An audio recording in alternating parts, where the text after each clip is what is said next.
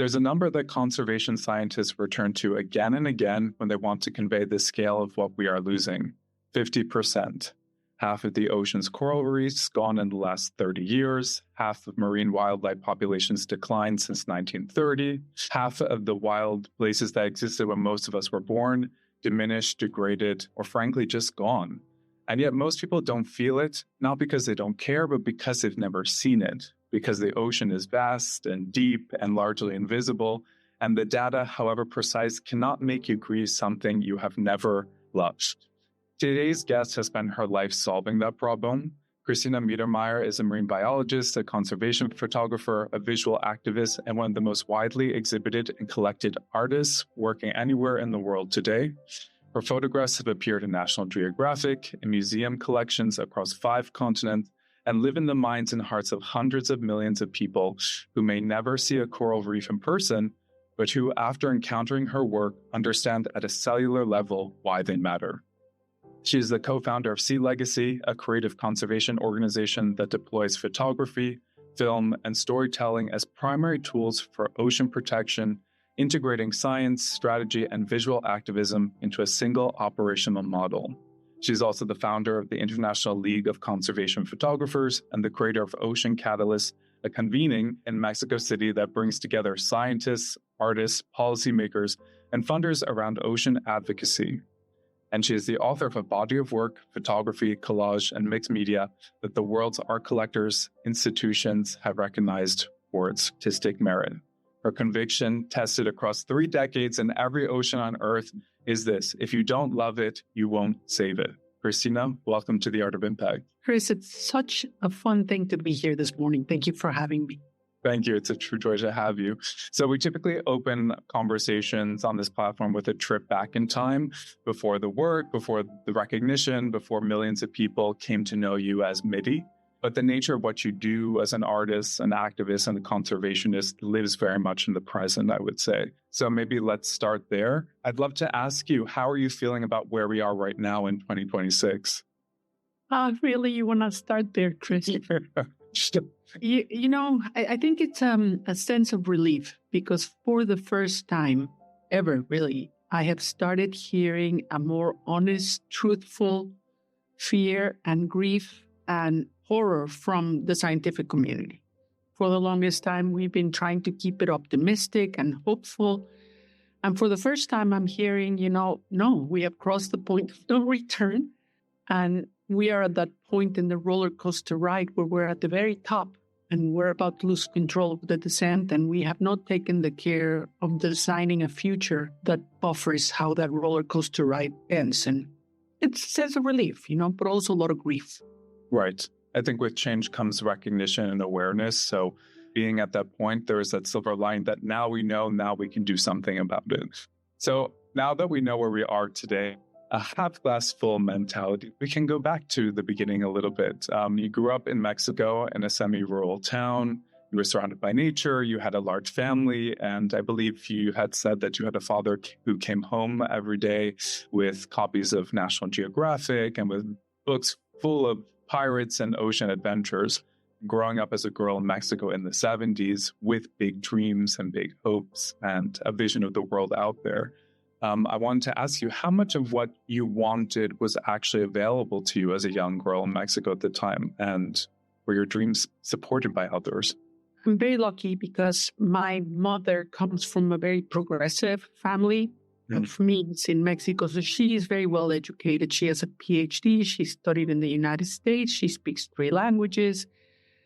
And she never was like a feminist, but I think she really understood that you support girls, and she's got 4 girls. Oh my goodness. So it was never a conversation. I never heard my mom say things like, you can be anything you want to be. She never said anything, but she just made it available. Right. And so I always was surrounded by art classes. And if I wanted to learn how to dance, I could go to try to be a ballerina. And she really encouraged reading and introspection. And we went to a lot of museums and we drove to a lot of remote communities so that we could experience the traditions of Mexico. I think my mom is a remarkable woman. My dad was a lot more traditional. And I think he had a blind spot for the potential of girls. Like so many men, especially at that time, he just assumed that girls would not be interested in this kind of thing. I was very lucky to have the mother I have. Yeah. She didn't encourage it very much, but she didn't stop it either. She didn't minimize my interest and pursuits. So very grateful for that. She allowed you to be your own person. Mm-hmm. And so interesting. And then you chose to study biochemical engineering and marine sciences, which is definitely not maybe a obvious path at the time to move in that direction. So I imagine the adventures you had in mind ended up looking a little bit different, working in a laboratory, looking at the ocean through the microscope and seeing up close what that part of the world looked like underneath the lens. I'm curious, when you entered into that field and dreams of adventure and this love for the ocean, when it collided maybe with the realities that you were seeing at that time in your profession, how did that change you and what was your shift in perspective? Well, I was very clear on one thing when I was a young person, probably middle school, high school, and that being indoors was really hard for me. So I wanted to be outdoors. I knew I wanted to pursue a career that would allow me to work with animals. So I thought about being a vet. And, as you remember yourself that age, trying to elucidate what's going to make me a living, how do I do the things that I love? And I settled on marine biology. I think I just love the idea of spending time out in the ocean, dolphins and whales. And I think that's one of the biggest fights my parents ever had, because it entailed me moving away from my little hometown in the mountains of Mexico, where I was very sheltered, and going somewhere to the coast. I had my sights on the Gulf of California, which is one of the most special bodies of water on the planet. And my dad was adamant that that was not going to happen. It was not for girls. I was not going to be able to make a living. And I remember listening with my parents' bedroom door closed, the other side, crouched in the bathroom with all my sisters, my parents fighting and my mother making a case for me. And we won. So I ended up going to study biochemical engineering and marine sciences. And I thought I was going to have classes that would allow me to swim with animals. But no, it was mostly lab work. Less fun. And it was the first time I got to experience the ocean through a microscope. And it is mesmerizing, just the diversity of creatures and plants that are floating out there invisible, doing the work of keeping this planet alive. And it is a beautiful thing to see. Absolutely. So interesting that was maybe not the first lens, but one of the lenses in which you looked at the ocean for maybe one of the first times. I remember I'd heard an interview that you had given where you spoke about arriving in America feeling quite isolated. And it's a feeling that so many people who move from their home, especially with their children, with their spouse, experience. And then one day your husband had gifted you this camera. And, most people, they get a camera, they put it in their closet, but you made a very different choice. You chose to take that camera and eventually open up all our eyes and built what I would say is one of the most important conservation organizations now in the world. Did any part of you, when you got that camera, see this coming? Was there this vision of storytelling? The camera was originally not a gift. I borrowed it from my husband, and it was an old Nikon, all manual. And this is before YouTube existed. So to learn how to use this piece of equipment was a challenge. And it took me a long time to figure it all out. But I am a tinkerer. I think I'm an artist, but I also have this left side of my brain, and I wanted to know how the thing worked. So I fooled around with it long enough that it actually started making sense. And I have a lot of pride watching my mother get her PhD and have her own psychology practice with her patients. And I wanted to prove to myself that I too can be a professionist. So I didn't want to ask my husband for the support of buying me the camera and, paying for my stuff. So I started a business. And what I had available to me to put this camera to work was taking portraits of my neighbors. So I started doing the, graduation portraits, the quinceañera, the odd wedding. and making money. And that allowed me to eventually travel and start making photographs. And in the beginning, and I think to this day, Chris, I am really attracted to the idea of the portrait, not just the human portrait, but wildlife as well. You know, what is it that we see in another creature as a subject? So I gravitated towards that kind of photography. When you start putting the dots together, working with Conservation International in the 1990s and traveling with my ex-husband, who's an anthropologist, and starting to hear the rumblings of a different type of conservation, because until the 1990s, conservation of wildlife meant that you had to remove human activity, kind of like fence an area and try to keep the wildlife safe. Yeah, man. But then the scientists that work out in the front lines realized that without the participation of local communities, especially indigenous communities that have so much knowledge, you're not going to win. And I started seeing a little crack of light coming through the door that gave me a path for my photography. And it was photographing that, the angle of the human aspect of conservation. Yeah. And it was a difficult one. In the 1990s, we still understood nature photography to just focus on nature. Yeah. So I would go to these photography conferences with my little portfolio of indigenous portraits, and I was told that I didn't belong there. Yes. No place for me. And so it was difficult. I think when you are a little bit of a trailblazer, you enter into a lot of rooms where you don't feel welcome. And when you know that you don't belong, and even though you're trying to make a case for yourself, it's so hard. So I started to build my own door. Yeah, I think if you're someone that really stands strong in your conviction and the vision, and you know that the work that you're doing has value, people have just to catch up with your vision, right, and see it for themselves. Yeah. And you said in the 1990s, this fence between people and the environment, right? That if we're truly going to do conservation work, that there is no commingling of the two, which now in 2026 seems totally impractical and just doesn't make any sense. By engaging people and having them take action, that's really the only way to conserve our environment. There's one more thing about it, because even back in the 1990s, there was still this perception of humans above nature. The last 30 years are really teaching us in a very harsh way that we are not separate from nature, first of all. And secondly, especially with the work that AI allows some scientists to do now, to start learning the language of other creatures, that animals are, not here for entertainment or exploitation. They are fellow nations on planet Earth. Mm-hmm. And that recognition is so valuable. And I always thought about this, when you look at some photographs that present either animals or indigenous people as specimens in a museum, something to gawk at. I always wanted to build a bridge of empathy and compassion and recognition. To remove the hierarchy or this perceived hierarchy and just put forth the actual truth. Yeah, to see, do you see another human? Do you see a mother, a relative? Right, the relationship between all of us. Yeah, exactly. The relationship is so important. I'm curious where maybe that bridge is between your work as an engineer and then photographer. Where did that conviction come from? Is it because you saw things from maybe two different lenses and were trying to bring them together as a movement?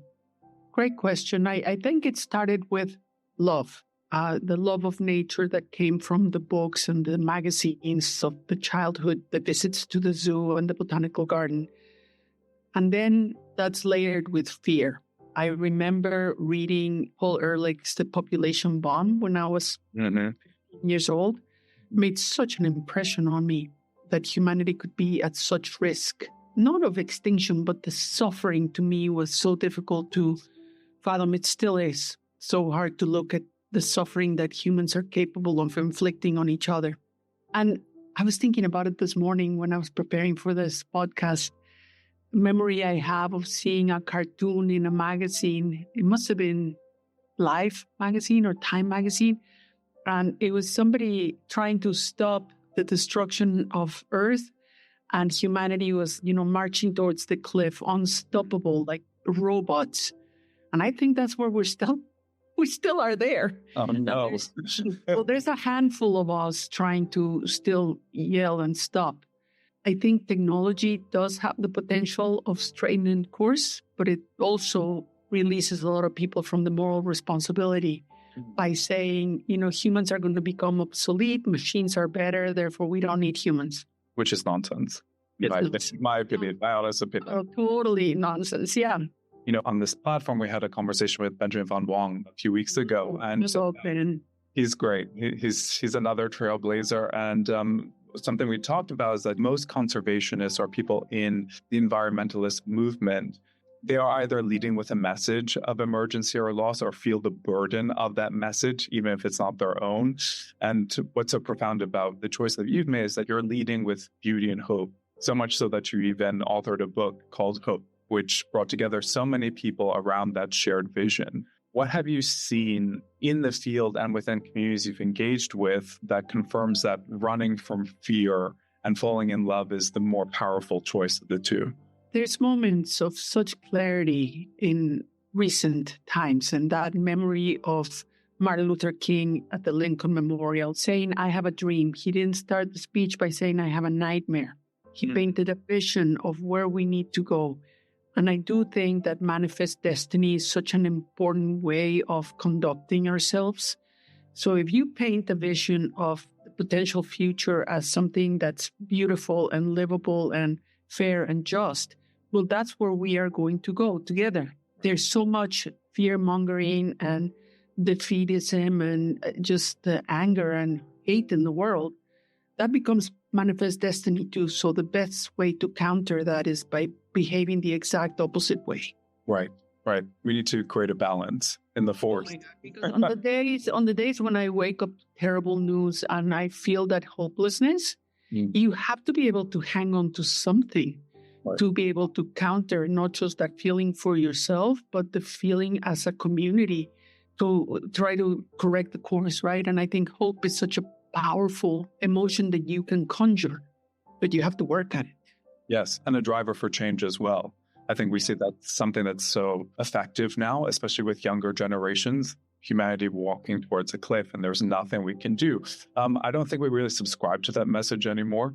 And we realize that, there is always hope and there's always a way to maybe turn the bus around. Agency, yeah. Exactly. And giving people agency and also including them in the movement and having people recognize, hey, your voice matters and you can do something about it. We touched upon briefly about your work with indigenous communities. And I think when we talk about conservation and environmentalism, sadly, few people today realize just how vulnerable and how indigenous communities around the world are really at the front line of climate change and the effects of it. So one project that really struck me of yours that I'd love to revisit is The Last Ice, which documented the fight to protect the last year-round Arctic sea ice and the Inuit communities. From your perspective and from that initiative itself, what have you seen and what have you learned about the relationship between indigenous knowledge, their ancient practices, and Western conservation? What can we learn? What can we do and port over from these communities? The most important thing that we can learn and port over is something that is already available to all of us. It's people hear the word indigenous and they imagine the sage and the smoke and the drums. And that is just part of ritual, right? But it is the underlying system of values that's valuable and portable and imperative, because those values are not difficult to muster, and they have to do with respect that we learn already at home, respect for each other and for the planet that supports us, reciprocity. If you take something from your neighbor, of course you're going to give something back, and it extends to nature. You don't just take, you think about how you're going to restore. And there's that whole movement of regeneration now that is just a reflection of reciprocity. The idea of responsibility to future generations. So this lack of responsibility from Silicon Valley is shocking to me because it's antithetical to the survival of humanity. But many indigenous people, when they think about major decisions, they're not thinking about the next quarter or the next 6 months. They're thinking about 7 generations. the children of the children of the children. And so these values are so simple, and we already practice them within our religions and within the way that we raise our children. We just have to keep them top of mind. Right. So that invisible web of values that Indigenous people practice, the idea that relationships are important, not just communities that you build, the relationship that we have with our planet and with the creatures that live in it. I think it's important to revisit these very real solutions and practices that really can reverse course for us as a society and as a planet. So it's always good to remember. Because when you see those values in practice, when you see Indigenous communities, especially the ones who have received their lands back, and those lands are degraded and dead and exploited, and you see how these system of values can regenerate life back to the land. They're doing it all over the world. Mm-hmm. And I think that knowledge is what's going to help us correct course. The thing that we cannot forget is that in this crisis, our biggest ally is still nature. And always will be our biggest ally. Oh, yeah. The cheapest one, too. Absolutely. Coming to your point about relationships and about convening, you've created Ocean Catalyst, which is a convening that takes place in Mexico City, where you're bringing together scientists, artists, policymakers, and funders to a single table to really discuss the state of things, but also positioning the ocean as the convener of the event itself. So I'd love to give our listeners a chance to learn more about it and participate if they can. Yeah, Ocean Catalyst is very much geared towards Mexico, and there's huge reasons for that. In Mexico, we have a female president with a PhD in energy, a very smart woman, and we have a chance of demonstrating how that type of smart leadership can take a country to so much a better place. And conflating with all of that, we have this war in Iran and the crisis with fossil fuels, which gives us a real opportunity of rethinking the kind of future we can build. And so Ocean Catalyst will bring together experts in all sorts of things, public policy, science, communications, but also with a huge Mexican flair, art installation, food sampling, and even film and music. So we hope a lot of people come, but the goal of Ocean Catalyst is to emerge with a list of recommendations that help inform what Dr. Claudia Scheinbaum can do for the future of the ocean in Mexico. Because believe it or not, Mexico has more water than land. We are an ocean country. And for our country, I'll show you, I'm wearing my Mexico shirt. For our country, our ocean is a matter of sovereignty. This whole shenanigans of the Gulf of America shows us, right, that we need to take very firm steps to assert what's Mexican. Right. As usual, it's an incredible place. So maybe let's hop over to another part of the world. I know SeaLegacy 1, your vessel, is currently in the Coral Triangle in Indonesia. So I would love to learn a little bit more about what's happening with that expedition and the work you're doing in Southeast Asia. Indonesia is such a special country. It's one of the hotspots of biodiversity, a mega diverse country, so many different types of ecosystems and thousands of islands. But it's also a place where there's huge problems. We had been looking forward as we sailed the SeaLegacy 1 around the world to arriving in Raja Ampat, which is supposed to be the mecca for divers. Beautiful coral formations, incredible wildlife. And we arrived there last year, just at the time when the water temperature was rising and the reefs were starting to bleach. And we saw it happen within 8 weeks. 50% of the reef is bleached, and it'll be hard to recover it. The other aspect of it is Indonesia, like so many other countries like Mexico, trying to gain a foothold in the first world. So industrializing a lot of processes, they have a massive problem with trash, with ocean plastic. So you see these waves of plastic coming because their infrastructure, both in public policy and physical, has not caught up to their ability to produce plastic. So they don't have plastic trash collection. So people just dump their trash in the ocean. And it's killing the reefs, it's killing the ocean, it's killing the wildlife, and it's killing the people. It creates all sorts of problems. And even in that, apocalyptic dystopia that the beaches of Indonesia have become, you find hope. You find these communities that are organizing to clean up the beach and lobby the government and put pressure on politicians to accelerate the transition to a real first world type of economy. So we're working with those communities, and it's so inspiring. So what we're going to be doing next month is we're traveling with CNN. Rolex, who's one of our major sponsors, has a partnership with CNN called Cold to Earth, which it's rare because the environment is almost never in the news. But CNN has a program dedicated to highlighting some of these issues and solutions. So we're taking them on our boat for 5 days to talk about this. And we're going to one of the most remote part of the archipelago, the indigenous community, and how they're making a living out of protecting the reef. So important. I'm so glad that you're going to be the one to tell this story. There's nobody better. With Indonesia, from our own work, what we've seen with rising sea levels, there's even talk about moving cities at a certain point because the situation is so dire. So it's a place that deserves a lot of attention. Yes. And, the other aspect of it, of course, is massive tourism. And you do see an explosion of liveaboards and people with very basic diving skills, diving in very fragile ecosystems and destroying them. And just too many tourists. And we all need to be thoughtful about how much do we really need to travel. But we're not going to tell people where we're going because it's so special and so fragile. Good. Don't tag it on Instagram. Don't tag it. No.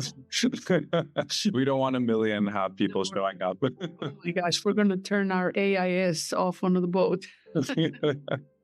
That's the way to do it. So shall we dive into something maybe more creative or more artistic, if you will? So, because I know you've had a bit of an evolution on the artistic side. Photography obviously is still a primary medium, but you started to move into collage and mixed media work, which is being collected by museums and institutions around the world, which is very exciting. And congratulations for that. Thank you. I'm always curious as a maybe recovering musician and I guess still a creative at heart, what that journey looks like and how that evolution happens. So what drew you into this mixed media space outside of the realm of photography? It's always been there, the desire to create art. And I've never had any formal education as a mixed media, plastics media artist, but I felt like a champagne bottle that had been shaken and I just needed to pop a cork. And so I started learning about it, really, the University of YouTube. That's the best one. Training comes from. And there's such a wealth of artists on YouTube sharing everything from the basics of creative arts all the way to techniques. And so I spent a lot of time watching what other people are doing. And I had no idea, Chris, what I was doing. But last year, Paul, my husband, had shoulder surgery. So all of a sudden, the garage that we have where our ping pong table is became available. He couldn't play anymore. So I conscripted the garage as a studio. I didn't know anything about any of the materials. I literally went to the local Michael's and bought a box of whatever paint. I'm like, I don't know what this is. And started learning about it. And it didn't take very long to realize that what I wanted to do was say more with the photographs that I make. And there are so many layers to it. But it started with the personal papers that we all carry in our lives and how I always felt a little bit shackled and controlled by those papers, especially as an immigrant. I started the process last year, and this is not a commentary on my American friends because I love Americans and I love the country that gave me so much, but I really couldn't belong to what's happening right now, especially to Mexicans. So I decided to renounce my U.S. citizenship. My life was to be congruent, so I started the process and takes a little paper.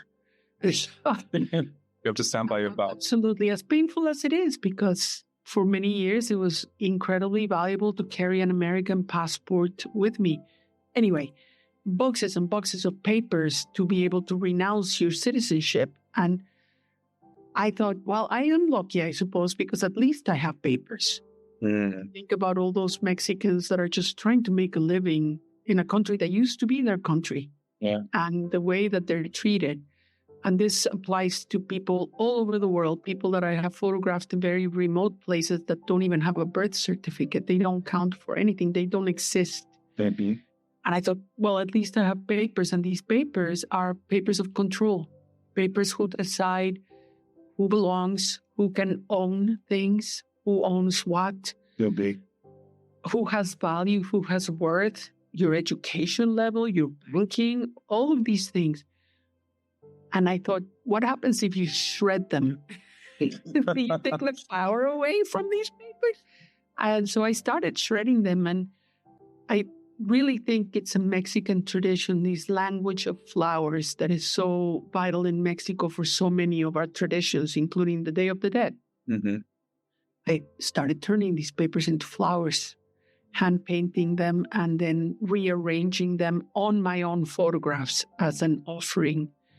And as a way of saying, you are not forgotten. I see the pain of what's happening. I feel it too. And it's a way of doing what Martin Luther King was doing, saying, I have a dream that this is possible, that this is the way it should be. It should be beautiful. It should be alive. Because life on this planet is insistent and it's everywhere. And it's not rare and precious. It's everywhere. All we have to do is protect it. And I'd like to think that with this artistic work that is an act of solidarity, maybe even an act of resistance and resilience, that it does transcend the moment, right? We're putting forth a vision that's much bigger than what's happening right now, but it's looking towards the future, it's looking towards our past. It's really tying us to the core of what it is to be human. So I think doing work like that pulls us out of the politics and what's going on with us, as a society. Yeah. And art can be so healing as well. And it's a communal balm that expresses to others. And it always has done that. The piece that I'm working on now started out as an Arctic piece. It's harp seal lying on an ice floe. And I started reading scientific papers around what's happening in the Arctic as it warms. Shrubs that are natural of the tundra are expanding north. Scientists call this the shrubification of the Arctic. And it's just what's happening in a warming planet. Right. Places are becoming deserts and farther north is becoming forests. And it's not necessarily a good thing. But it's very conflicting because to this day, I hear so many people say, well, what's wrong with a warming planet? We can spend more days on the beach. But with the heat waves that the planet is experiencing now, we can see, right, that the heat is not always such a good thing. Anyway, it started out with the shrubs, and then I thought, what would happen in 100 years? Would the Arctic become a tropical place? And so I added the flowers. And then the piece became about the flowers. And it's no longer about the seal, it's about the flowers. This is just the nature of art, right? It reveals itself layer upon layer, and the more time you spend with it, the more the different meaning of the piece comes out. And it's a little bit of grief and mourning, and shrouded in beauty that makes you really question, is what I'm looking at really beautiful, or is it really tragic? Sure. Do you find that this layered medium with mixed media, with maybe even the collage work, that where you are today personally and professionally, that as an artist is how you find the best, let's say, mode for expression? I hate to say that photography is falling flat, but that you're needing more material to really express the vision of what you're looking to put forward in the world. Yeah, I think it's the latter, Chris. I love the photography, and in my mixed media work, the photograph remains. You can see that it's a photograph. Because the photograph that I begin with could be hanging on a wall. It's a piece on its own right, but I needed to say more. And the layering is so important because it's a way not just of learning to let go of things that I thought were precious, like my U.S. passport, these documents. You are like, do I really need this stuff? Love letters from boyfriends long gone. Do I need to keep carrying this box around, or can I shred it and turn it into something that now sits on the wall? And part of it is the first layer might be papers, but then paint is added on, flowers are added on. And before you know it, you don't see what was in the first layer, and it becomes like an archaeological dig. And the way that one makes art, and you know this because you're an artist, is for oneself. I don't make art hoping that anybody sees it or likes it or understands it. It's for me first. Right. And then if I can share it with the world and people have a reaction to it, then so much better. I would love that. But I need to make it. And I still feel fizzy champagne. I have an itch to get back to the studio every day. There's more in the bottle. There's more champagne in the bottle. And isn't that a lucky thing? Oh my God, yes. You're overflowing with creativity. Oh my gosh. So I guess that begs the question, what's the next piece that you're dreaming of? It's so funny because I ordered a bunch of my favorite photographs, and I'm doing both humans, the indigenous people, especially the girls. I recently heard Elon Musk claim that there's been no casualties because of his decisions with Doge, but I've seen those casualties with my own eyes in places like Angola and South Sudan, and especially in Ethiopia, where you can see what's happening to women and children and sick people in the absence of our help as Americans. So I wanted to do that Mexican thing of saying you're not forgotten. We can see you. So I'm painting a lot of women and indigenous people. But then I also started doing a series on animals that I call refugia, because in previous big changes of climate on Earth, there were pockets of life that remained on Earth. And those are scientifically called refugia. So that's what I'm calling my series, and hoping that at least 50% remain. Like E.O. Wilson told us that we will go through a bottleneck of extinction, but if we can keep 50% of the biodiversity on our planet alive, it will persist, it will come back. 50% is the key ratio. I mentioned it in the beginning of the podcast with the introduction. So it's really the edge of a knife, right? And it can go either way, Chris. So it's very fragile, yeah.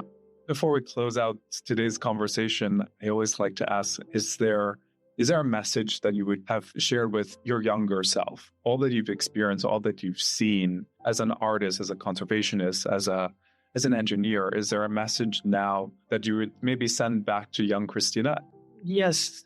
Before I answer that, let me finish answering the last question. What am I working on next? So I commission all these prints, and my commitment to myself is I don't care which piece comes next. You know, they're in a big roll. The next one that rolls out, that's the one I'm going to paint. So that's what I'm doing. But to answer this question, if I could go back, I remember being insecure, unsure of what I needed to say. I remember feeling like if you're a woman, you shouldn't be so loud, you shouldn't be so opinionated. And what I would say to my younger self, especially now, is we all need to speak up. We all need to show up in a more assertive way. So let's get rid of all those insecurities and just speak up our mind and get out there and resist and protest the end of civilization as we know it in all its forms. Fascism, loss of democracy, loss of biodiversity, climate, it's all related to the same system that's a flawed system, clearly, that needs rethinking, redoing, and it needs us humans with our ingenuity, our creativity, our artistic thinking to reimagine how all of that can work for a better future. So let's dismantle the old system and come up with a new one. And what about in 5 years? Do you have a message for your future self? Oh gosh, my future self is, I'm turning 60 this year. So I see the last third of my life ahead of me. Yeah. One of the great things of becoming a 60-year-old person is that you become a leader. And in my case, I'm a woman, I get to become a matriarch. And I have a lot to share with younger people.